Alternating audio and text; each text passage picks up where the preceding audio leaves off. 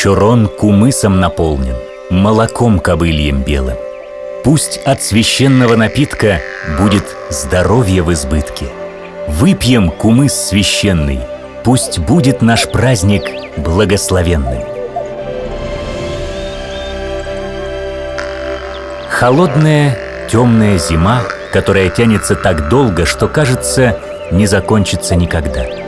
Но вот зазеленела трава, засияли белые ночи, зашумели березы в священной местности Ус-Хатын. Пришло ощущение праздника. Пришла пора жителям долины Туймада праздновать Исех.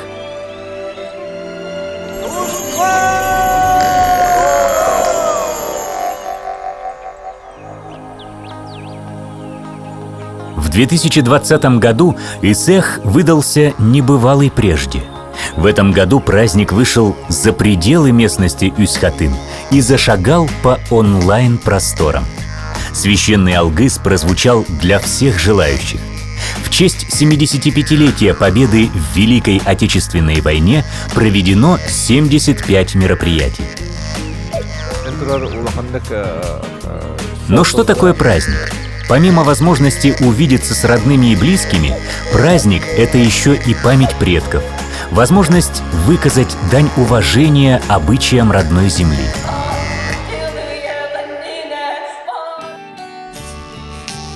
Это возможность похвалиться национальными костюмами, мастерством ювелиров, вкусной едой, пением и танцами, подросшими детьми, связью поколений. Все это возможно в наши дни и в дистанционном формате. Отличительная черта праздника Исех — он тесно связан с традиционной жизнью, отражает самосознание якутов, их веру и картину мира наших предков. Это видно во всех аспектах праздника, начиная от нарядов и кулинарии, заканчивая обрядами. Поэтому и конкурсы дистанционного Исеха были связаны с традиционным искусством якутов. Конкурс семейных ансамблей хамусистов, конкурс на исполнение якутской скороговорки чабыргах, соревнования олонхосутов, сказителей и многое другое. Дух предков живет не только в музыке и словах, но и в теплых руках мастеров. Традиционное прикладное искусство не утратило своего практического применения даже в современном мире. Традиционная берестяная посуда и утварь, изделия из конского волоса, традиционная одежда — эти и другие изделия мастеров можно было увидеть в рамках онлайн-конкурсов. Онлайн-платформы помогают сблизить людей. Талантливые люди со всей республики, с самых отдаленных улусов, как будто встретились на одном Исехе. Исех Туймады 2020 года привнес новое в традиционное празднование. Так многие жители смогли поучаствовать в разнообразных челленджах с 8 по 21 июня. Среди них такие обязательные элементы праздника, как встреча солнца и кумысопитие. Челленджи не требуют большого количества времени. От участников требуется хорошее настроение и немного фантазии. Суть национального праздника еще и в передаче традиций молодому поколению. Исех помогает народу Саха сохранить умения предков. Именно поэтому обмен опытом — это неотъемлемая часть праздника.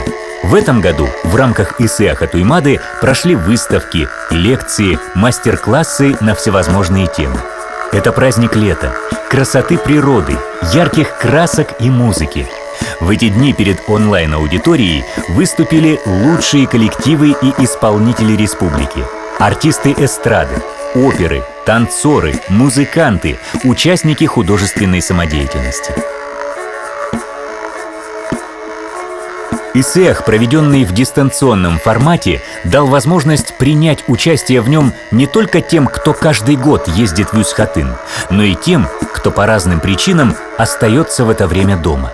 Энергетика праздника позволила преодолеть физические барьеры и расстояния. Мероприятия набрали более 4 миллионов просмотров.